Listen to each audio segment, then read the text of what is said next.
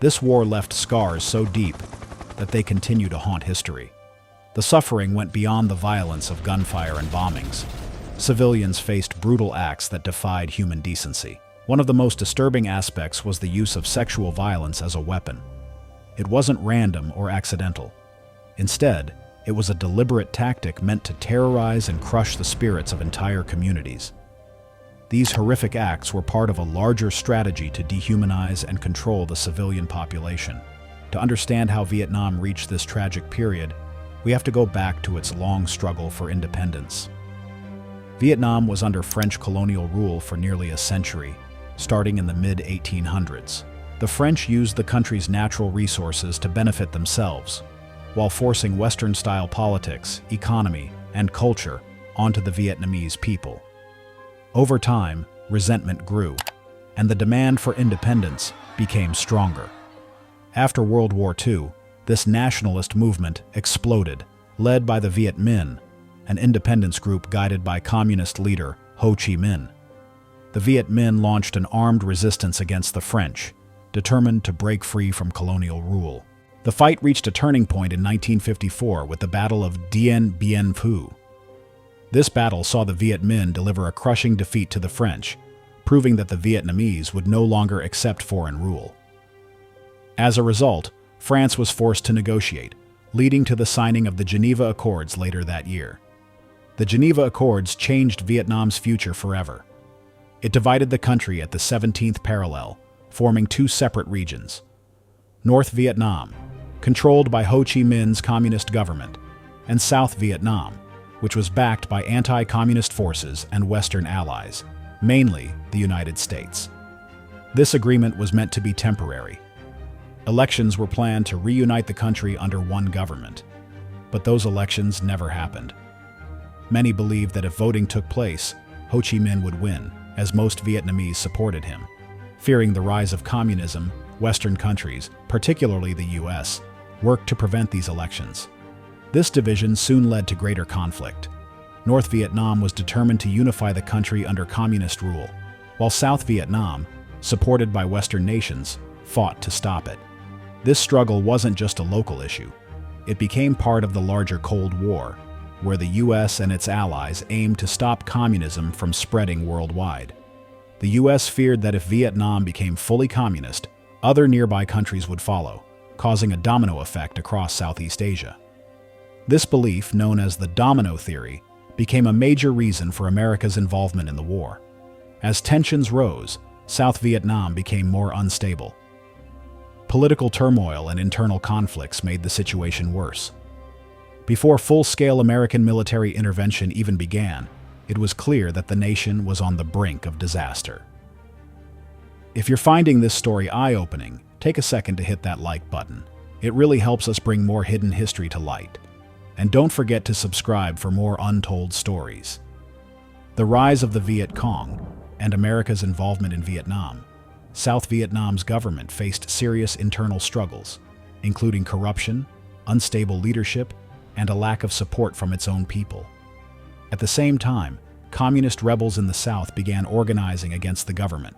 These insurgents, known as the Viet Cong, consisted of both guerrilla fighters and ordinary civilians who wanted to overthrow the South Vietnamese government and reunite the country under communist rule. They used tactics such as sabotage, ambushes, and hit-and-run attacks, making it extremely difficult for South Vietnam's military to stop them. The Viet Cong gained more power as dissatisfaction grew among rural communities in South Vietnam. Many villagers felt neglected and mistreated by the government, which made them more likely to support the communist cause. As the insurgency became a bigger threat, the United States decided to take action, fearing that the spread of communism in Vietnam would destabilize the entire region.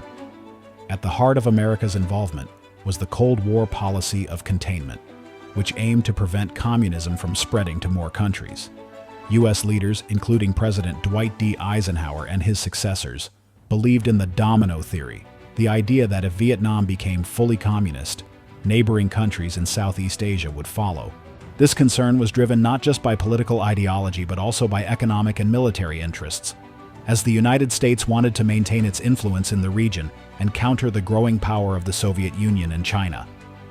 In the late 1950s, the first American military advisors were sent to South Vietnam to help train and assist the local forces. These advisors provided intelligence and military strategies, but the situation continued to worsen. The Viet Cong's guerrilla tactics proved highly effective, and South Vietnam's government was unable to maintain control. By the mid-1960s, the conflict had escalated beyond what the South Vietnamese military could handle alone. The Viet Cong controlled large areas, using jungle terrain to their advantage and gaining support from civilians in rural communities. As the situation deteriorated, the United States made the decision to send more troops into the war. By 1965, American military involvement had expanded drastically, with over 200,000 U.S. troops stationed in Vietnam. The war had now become a full-scale military engagement, drawing America deeper into one of the most challenging conflicts in its history. The escalation of U.S. involvement and the realities of war. The initial deployment of U.S. troops marked a turning point in the Vietnam War. What had started as an advisory role, training and assisting South Vietnamese forces, soon transformed into direct combat support. This shift signaled a full-scale U.S. military intervention, fueled by the belief that a strong American presence could crush the insurgency and stabilize South Vietnam. The overarching goal was not only to bolster South Vietnam's military, but also to prevent the spread of communism across Southeast Asia. As thousands of American soldiers arrived and engaged in combat, the harsh realities of the war became clear. Unlike traditional warfare, this conflict was fought in dense jungles, remote villages, and urban areas, where the enemy could blend seamlessly with civilians. Many U.S. soldiers, unfamiliar with the challenging terrain and unconventional guerrilla tactics, found themselves struggling against an enemy that refused to engage in direct battles. Viet Cong fighters relied on ambushes, booby traps, and hit-and-run attacks, leaving American troops constantly on edge. Poor intelligence, cultural misunderstandings, and exhaustion from prolonged combat led to strategic failures and costly mistakes. One of the most difficult aspects of the war was distinguishing between combatants and civilians. This uncertainty created immense psychological strain on American troops, leading to fear-driven decisions that often resulted in tragic consequences. As frustration mounted, some soldiers lashed out, targeting civilians in retaliation for Viet Cong attacks. These violent incidents, while sometimes unintentional, had devastating effects, fueling resentment among the South Vietnamese population and undermining U.S. efforts to win local support. The media played a crucial role in shaping public perception of the war. Despite government efforts to control information, journalists managed to expose the brutal realities of the conflict. Graphic images of suffering, war crimes, and atrocities were broadcast into American homes, shocking the public and fueling growing opposition to U.S. involvement. As these reports circulated, confidence in the legitimacy of the war effort crumbled. One of the darkest aspects of the Vietnam War was the widespread use of sexual violence as a weapon. Far from being isolated incidents, these acts were part of a systematic campaign of terror and dehumanization. U.S. soldiers engaged in forced rapes, abductions, and brutal assaults, with many victims executed afterward to eliminate witnesses. These crimes were often committed with impunity, as accountability within the ranks was weak. Survivor testimonies and historical records reveal that such violence was frequently used as a form of punishment, aimed at breaking the will of Vietnamese communities and instilling fear. The Vietnam War was not just a battlefield conflict. It carried devastating consequences for civilians, particularly women and children. Victims of sexual violence were often silenced through murder, intimidation, or coercion, ensuring that their suffering remained hidden. Entire communities were left shattered, their families broken by grief, fear, and loss. One of the darkest aspects of the war was the establishment of brothel networks near U.S. military bases. These institutions, which were initially framed as morale-boosting facilities for American troops, quickly became centers of systematic exploitation. Women, many of them minors, were forced into prostitution through abduction, trafficking, or sheer desperation. With their homes destroyed and families plunged into poverty, many had no choice but to sell their bodies in order to survive. The conditions within these brothels were horrific. Women were subjected to relentless violence and abuse, stripped of their dignity, and trapped in a cruel war economy that thrived on their suffering.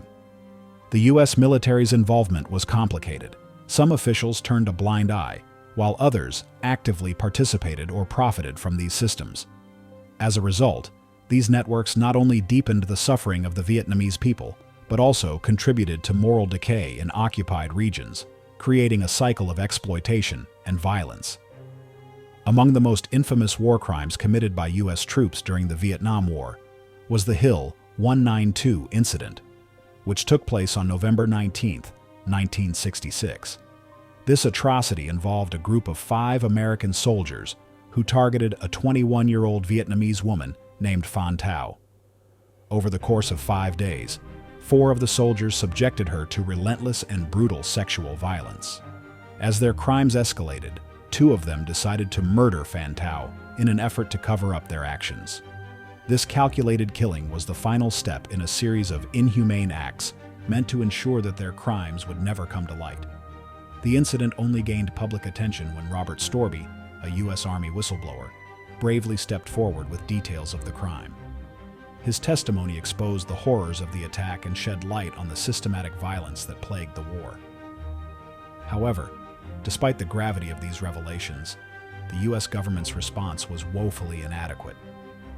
The lack of justice for Phan Thao and countless other victims highlighted the impunity with which such crimes were committed, further deepening the scars of the Vietnam War.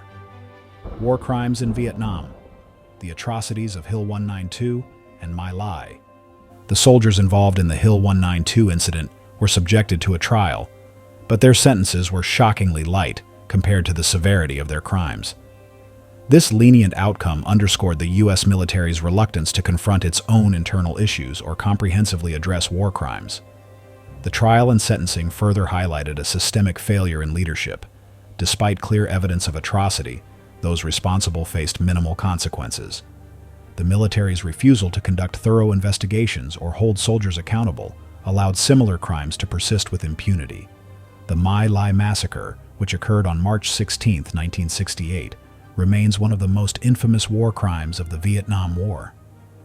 Unlike isolated incidents, My Lai was a large-scale atrocity that exposed the depths of brutality within the conflict. It was originally planned as a search and destroy mission aimed at eliminating Viet Cong insurgents suspected of hiding in the hamlet of Sun Mai, located in Quang Ngai Province. The U.S. military, operating under the belief that civilian villages often harbored enemy forces, adopted aggressive and unrestrained tactics. The flawed intelligence and misguided strategy behind the mission resulted in catastrophic consequences. The operation was carried out by Charlie Company, part of the U.S. Army's Americal Division. As they entered the village, their orders were to eliminate potential threats, but the lack of oversight and failure to distinguish between combatants and civilians led to mass slaughter. From the outset, the soldiers embarked on a killing spree that spiraled into sheer terror. At approximately 8 a.m., the massacre began. Over the next several hours, U.S. troops used machine guns, grenades, and even bayonets to execute hundreds of unarmed civilians, including women, children, and the elderly. The brutality was staggering. Entire families were gunned down in their homes, on the streets, and in rice fields. Many victims were shot as they attempted to flee or surrender in desperation. Some soldiers even engaged in acts of torture and sexual violence before killing their victims. The level of indiscriminate violence was so extreme that it remains one of the darkest stains on American military history. Despite efforts to cover up the massacre, My Lai eventually came to public attention, sparking outrage both in the U.S. and around the world. However, much like in the case of Hill 192, justice was elusive. Only a single soldier, Lieutenant William Calley, was convicted for his role in the massacre, and he served a mere 3.5 years under house arrest. The light punishment reinforced the perception that war crimes committed by U.S. forces were rarely met with true accountability. The violence spread beyond Sunai's main streets and homes, as villagers were pulled from their hiding places and killed while trying to escape. Witnesses described scenes of pure horror. Men, women, and children were gathered and executed, many without any resistance. Soldiers threw grenades into homes, set villages on fire, and shot at people without hesitation, making sure entire families were wiped out.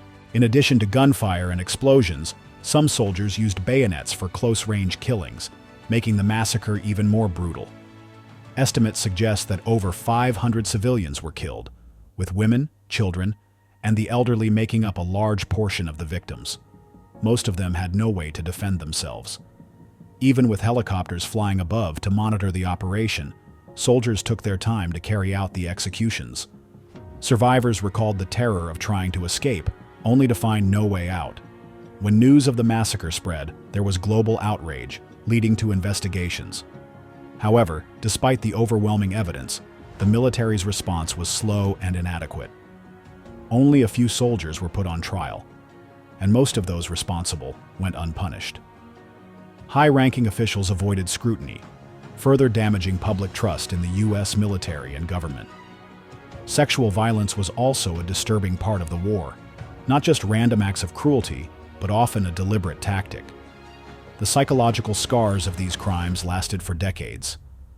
Children born from such assaults, called Lai Dai Han, faced rejection, stigma, and exclusion from society.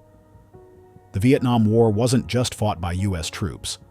Allied nations, including South Korea, Australia, Thailand, and New Zealand, sent soldiers to fight alongside American forces. South Korea, in particular, played a major role, sending over 300,000 troops between 1964 and 1973. While their mission was officially to support counterinsurgency efforts, many South Korean soldiers were responsible for their own series of war crimes. Reports indicate that South Korean forces committed mass killings, looting, forced displacements, and sexual violence. Entire villages were terrorized, homes destroyed, and civilians left homeless and starving. Some massacres were carried out with brutal efficiency, and little effort was made to separate Viet Cong fighters from innocent people. Just like the U.S. military, South Korean leaders tried to suppress information about these war crimes and avoided holding their soldiers accountable. Justice was never fully served, and victims were left without closure. Political and economic interests kept South Korea involved in the war, making it even harder to acknowledge or address these crimes. Other allies like Australia, Thailand, and New Zealand also faced accusations of war crimes during their time in Vietnam.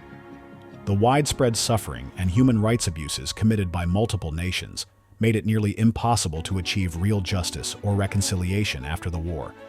As foreign troops withdrew in the early 1970s, the Vietnamese people were left to deal with the long-lasting pain, made worse by the lack of accountability and justice. The Vietnam War left behind a legacy of pain, not just for those who fought, but for the countless innocent lives caught in the crossfire.